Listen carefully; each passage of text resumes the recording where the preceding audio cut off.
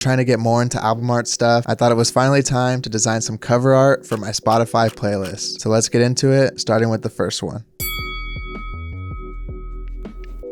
I started using some guides just to create some basic margins and gathered 3 images that I thought I might use in the design later. I knew the top part was going to be Welcome To with like a thick sans serif, and then the name of the playlist, Ether, was going to be a taller, like condensed typeface. At this point too, I also blocked out the panel for some stacked column typography and wrote some stuff about the playlist and some small body copy at the bottom. I'm calling this playlist Ether because it's filled with a bunch of shoegaze and kind of alternative music that feels very dreamy and ethereal. I wanted to make sure the condensed type was bold and really stood out and was able to be stretched to fit the entire layout, so I ended up going with Obviously, one of my favorite fonts from Ono Typeco. On this right side column, I wanted to experiment with using one typeface but stretching and manipulating it to kind of fit based on how long the word was. Once the layout was nice and locked in, I just converted it to all black and sent it to the printer.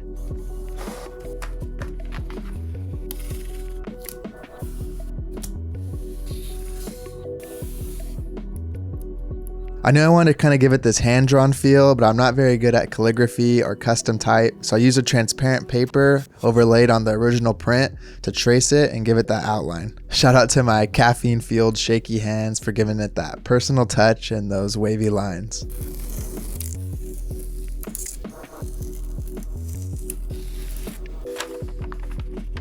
The trick here was going to be to get the shadows and highlights to have enough contrast, but still pick up some of that texture from the original scan. I used the select color range tool to isolate the blacks, turn them into their own layer, and then that way I could change it to white or whatever color I wanted. I noticed there was a lot of spots I had to go in and kind of correct because the scan picked up all these extra textures, and honestly this part took forever going in with the lasso tool and masking out all the unnecessary parts, but I think that extra effort was worth it. I really like the contrast between the top type and the main type, so I decided to fill in the Welcome To and leave the Ether as an outline. The body copy was honestly way too small to trace also, so I just roughened it up with this distress press plugin to kind of make it feel more cohesive. Now we just had to get our images right. I found these cool light leak motion blur photos, and they honestly lined up perfectly with some blending modes and created a nice graphic texture. Once I got those sized up, adjusted the hue and sat to my liking, it was able to be printed. A crucial step whenever I print and scan something back in is using the camera raw filter and the selective color layer to kind of lock in all the colors and get the contrast back to where it should be. I haven't done a lot of hand-drawn stuff and wanted to experiment in this video, so I'm really happy with how the type lockup and colors came out with this design.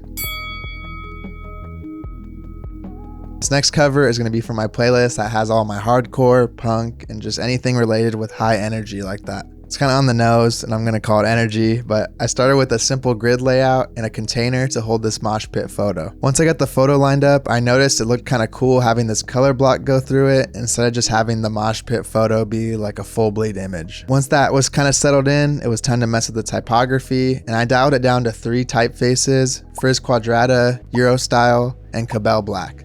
I really liked all of them, but I feel like Cabell Black just felt nice in the layout. It was nice and bold, and it's honestly become one of my favorite fonts the last year or so. For the body copy, I just did a small description of what the playlist was, and I used IBM Plex Mono, which is also one of my favorite body copy fonts. I really like how it just looks in small type. I planned on this layout being pretty minimal and tight, so I just flipped the top type and also included it on the bottom to kind of give it that symmetry and like a typist texture feel. Once the layout was locked in, I used Black Market's Ink Lab to create this bitmap pattern diffusion thing. And what I like doing is just isolating the one black layer and duplicating it to create some high contrast and also this cool kind of dither effect on the images. Once I started messing with the colors a bit, I realized it looked better with a black background, so I went with that and then printed it, scanned it back in, and color corrected the final design. I really love how this photo treatment turned out on this one, and I'm convinced Cabell Black is incapable of not looking amazing.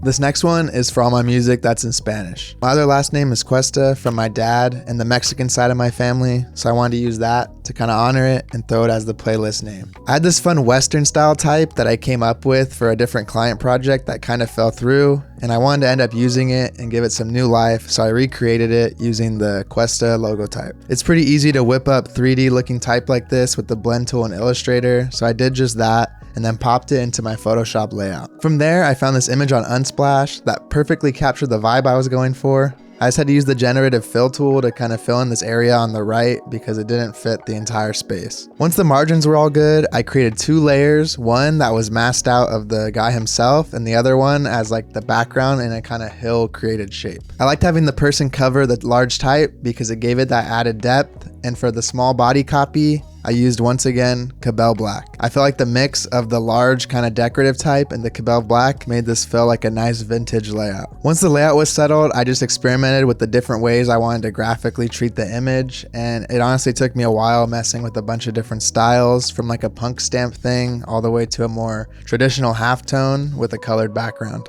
I tried a bunch of stuff, and the one I started to gravitate to was a halftone with this colored background and kind of a ghosting effect on the back of it. I try not to get tied to any one version though, and decided to print them all out to compare them in person. The one that stood out to me the most was the person in black and white, but I printed it on this cream paper to really give it that extra touch. Once I scanned it back in, I just used the original as a reference to color correct it and then exported the final design. I love how the type and colors turned out on this one, and it felt good to pay some homage to my other last name, my Mexican heritage, and finally get to use that type treatment that got lost in the client work archives.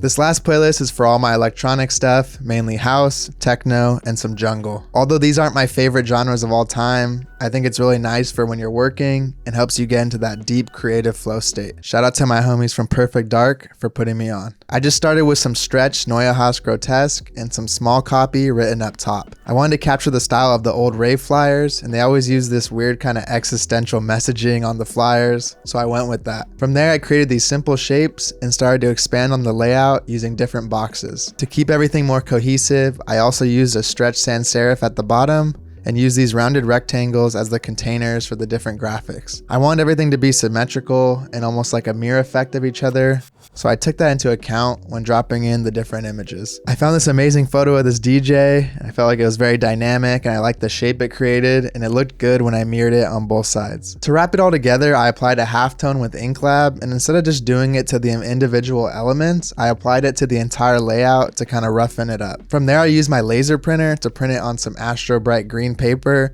to really give it that rave flyer aesthetic once I scanned it back in. Once I scanned it back in, I just needed to get everything lined up and make sure the contrast was good in the shadows and the highlights. I was pretty happy overall with how this final design turned out, and I like that it feels different from the others, and I mainly wanted to capture that Xerox aesthetic of those old scanned in rave flyers. Here's a final look at the 4 covers. I'm pretty happy with how they all turned out, and I encourage you all to do this for your own playlists. Thank you for watching. I hope you enjoyed watching some of my process, and I'll catch you in the next one. Peace.